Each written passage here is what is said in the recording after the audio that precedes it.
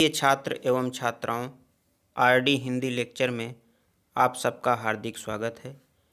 हिंदी पद्य साहित्य का इतिहास के अंतर्गत आज हम इसके चतुर्थ कालखंड आधुनिक काल का अध्ययन करेंगे।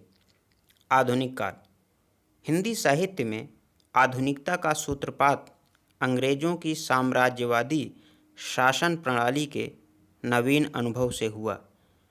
अंग्रेजी राज्य में यद्यपि बाहर से शांति दिखाई पड़ रही थी, किंतु भीतर ही भीतर देश का सारा धन बाहर जा रहा था। भारतेंदु हरिश्चंद्र ने इसी पीड़ा को इस तरह से व्यक्त किया है। अंग्रेज राज सुख साज सजे सब भारी, पै धन विदेश चली जात यह अति ख्वारी। भारत में आधुनिक चेतना अंग्रेजों के संपर्क से ही जागृत हुई। अंग्रेजी शिक्षा और उसके संपर्क से हम में वैज्ञानिक बोध का प्रसार हुआ, तर्कपूर्ण चिंतन शक्ति उत्पन्न हुई और अपनी वास्तविकता का भली भांति ज्ञान हुआ। आधुनिक काल का हिंदी साहित्य इसी आधुनिक चेतना से अनुप्राणित काव्य है। आचार्य रामचंद्र शुक्ल ने हिंदी साहित्य के इस चतुर्थ कालखंड को गद्य की प्रमुखता के कारण गद्य काल नाम दिया और इसकी शुरुआत सन 1843 ईस्वी से मानी।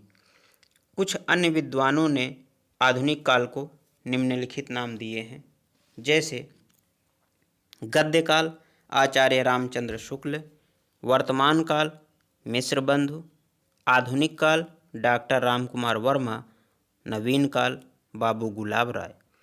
अध्ययन की सुविधा के लिए आधुनिक काल को निम्नलिखित कालखंडों में बांटा जाता है। पहला भारतेंदु युग या पुनर्जागरण काल 1850 से 1900 ईस्वी।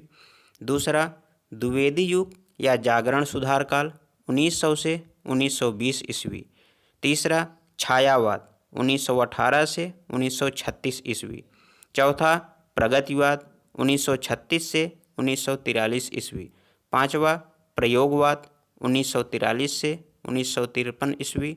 और छठा है नई कविता जो 1954 ईस्वी से प्रारंभ होती है। आधुनिक काल के अंतर्गत हमें इन विभिन्न कालखंडों की प्रवृत्तिगत विशेषताओं, उनके कवियों और उनकी रचनाओं के बारे में अध्ययन करना है। अब हम पहला देखते हैं भारतेंदु युग या पुनर्जागरण काल। आधुनिक काल के प्रथम चरण को भारतेंदु युग अथवा पुनर्जागरण काल के नाम से जाना जाता है।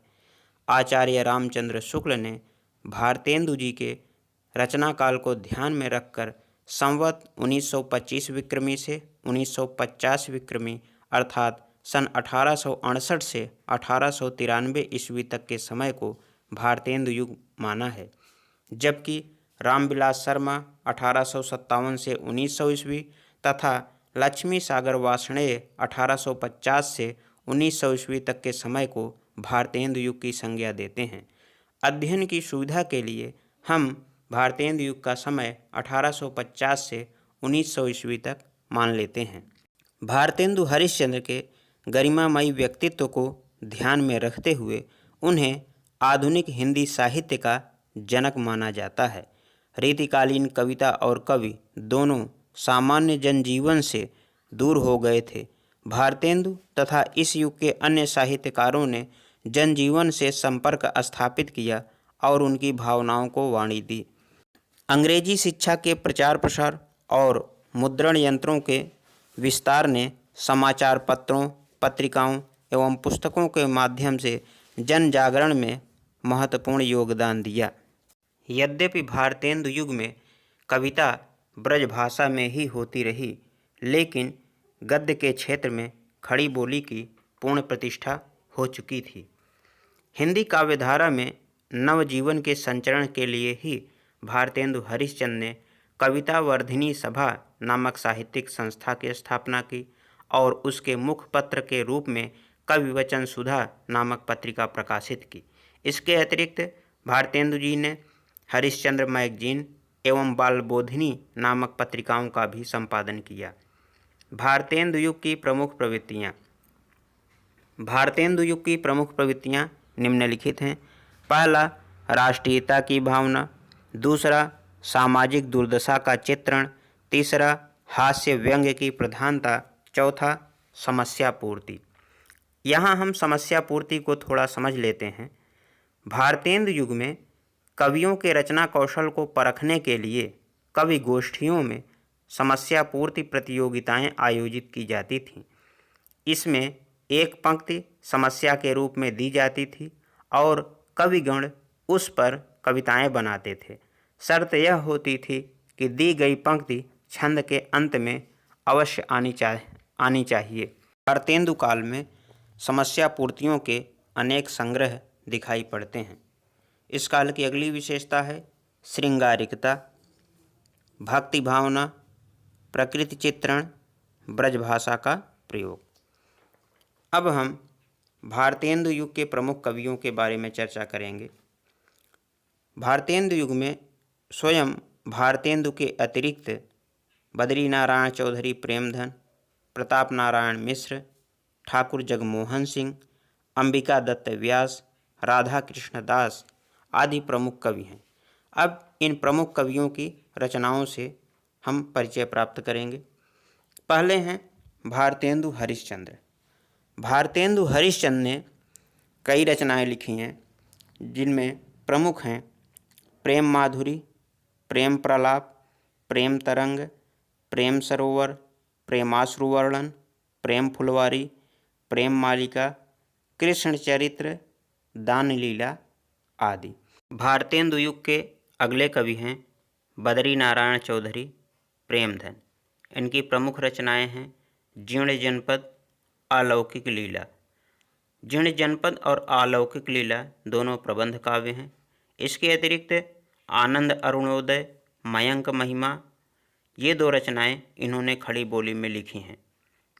बद्रीनारायण चौधरी प्रेमधन ने मिर्जापुर से आनंद कादम्बनी नामक पत्रिका भी निकाली थी।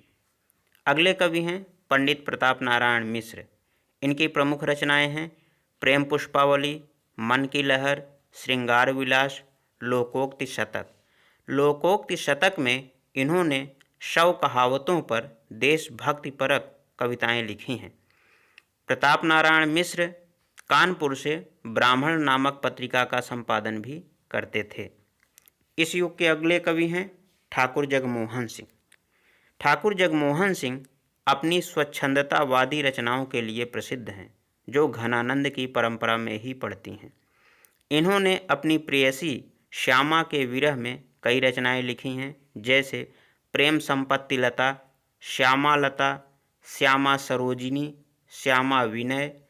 इस युग के अगले कवि हैं अंबिका दत्त व्यास।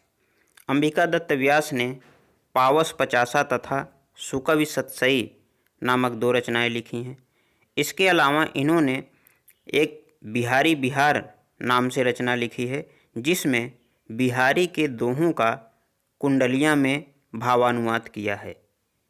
अगले कवि हैं राधा कृष्ण दास। इनकी 2 रचनाएं प्रमुख हैं, भारत 12 मासा और देश दशा। इस प्रकार आज आपने आधुनिक काल के अंतर्गत भारतेंदु युग की प्रमुख प्रवृत्तियों, उसके कवियों और उनकी रचनाओं से परिचय प्राप्त कर लिया है। अगले पाठ में हम आपको द्विवेदी युग के बारे में बताएंगे।